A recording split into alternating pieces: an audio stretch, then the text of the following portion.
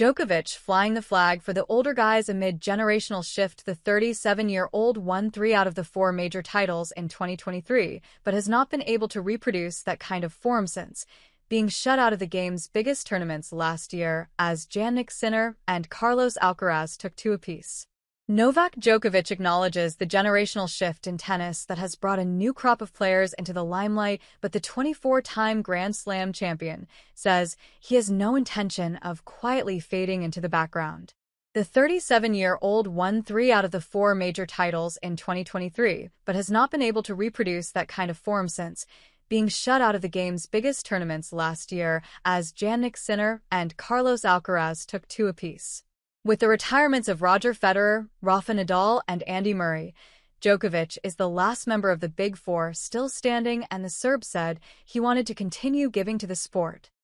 The last 20 years were dominated mostly by the 4 of us, and when 3 of my biggest rivals retired, you can feel there's a shift, Djokovic said at the Madrid Open. Not only in terms of the generations of players who now have the main focus and attention on them, but it takes a bit of time for people to accept the fact that Roger and Rafa are not playing, and Murray, and one day myself. But I'm still trying to stay and represent the older guys, the older generation. Hopefully that brings the positive effect to the tournaments and to the tour itself, he added.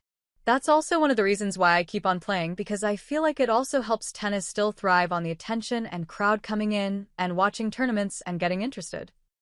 Djokovic, who is eyeing his 100th tour-level title before the French Open starts on May 25th, said no player would ever be bigger than tennis.